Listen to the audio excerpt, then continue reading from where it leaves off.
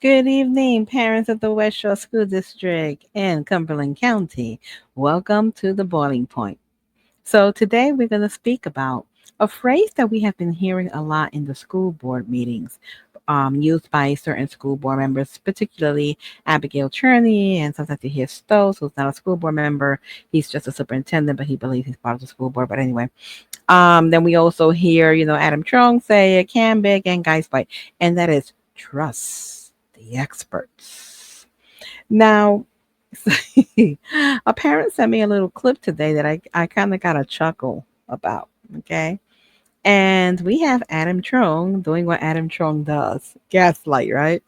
Okay, so he had this on his Facebook page and he says, please listen to the experts, your district superintendent and business director, rather than the special interests. Yeah, uh-huh. Okay. So I don't know, what Adam was thinking, but as of late, what we've gotten from the experts is gaslighting and these little jammies right here. But let's talk about the experts. Who are, in reality, the experts when it comes to your children? So let's take a look. So in Pennsylvania, parents are legally recognized as the primary decision maker when it comes to their children's upbringing, including education, health, and general welfare. This principle is rooted in both state and federal constitutional protections of parental rights. However, school superintendents and educational authorities have specific responsibilities under state law to ensure that public education is administered in accordance with state standards, safety regulations, and curriculum requirements. Their authority is only institutional and not parental, and it does not override a parent's fundamental rights unless there is a compelling legal reason, such as abuse, neglect, or court orders. So here's how the balance typically plays out. Courts in PA prioritize the best interest of the child in custody and welfare decisions, considering factors like safety, stability, and parental involvement. And you'll find that in PA Statute 23, CS 53, paragraph 5328. School officials can make decisions about school operations, but they cannot unilaterally override a parent's right to direct their children's education or upbringing. Parents have the right to opt their children out of certain school activities. I'm going to repeat that. Parents have the right to opt their children out of certain school activities, sex education, standardized testing, under specific provisions of Pennsylvania law. So while superintendents may be experts in educational administration, they're not considered the ultimate authority on what is best for your child's overall. That role, by law and tradition, belongs to the parents. And this is what got the West Shore School District, if you remember, in trouble when it came to the social emotional learning opt out, that some parents wanted to opt out their kids, and these experts, these experts thought that they knew better than the parents, and it winded up into a big lawsuit in which the West Shore School District lost. And again, you have experts like Abigail Training say, we did not lose, we settled. Yeah, you settled because you were losing and you were losing badly. So, according to Pennsylvania, the parent is the expert. Let's continue. As per the PA constitutions, as per the PA constitution, parents retain the right to shape their children's values and beliefs, especially in area where morals or cultural perspectives vary.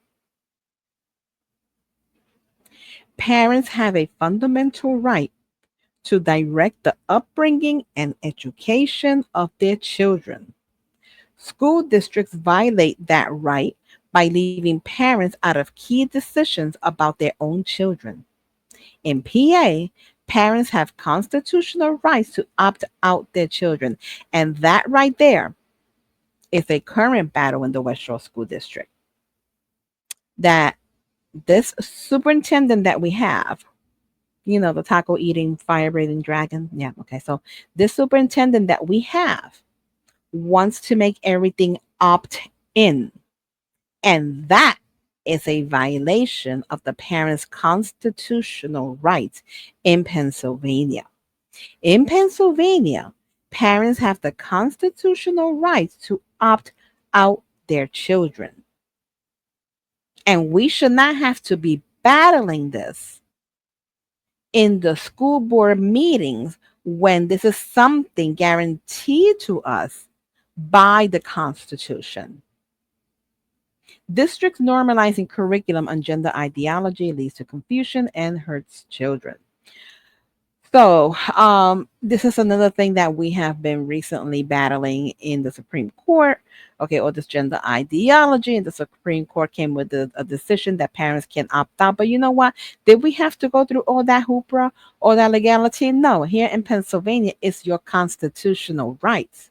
So when you get all these little forms, okay, that your kids are automatically opt in, keep in mind, parents, that you are the expert and that you have every right constitutionally to have your children opt out of curriculums that you do not agree with.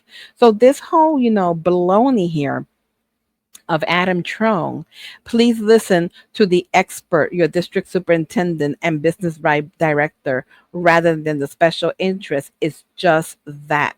Okay, baloney. But let's talk about trusting the expert. I think that Adam Trone needs to trust the experts.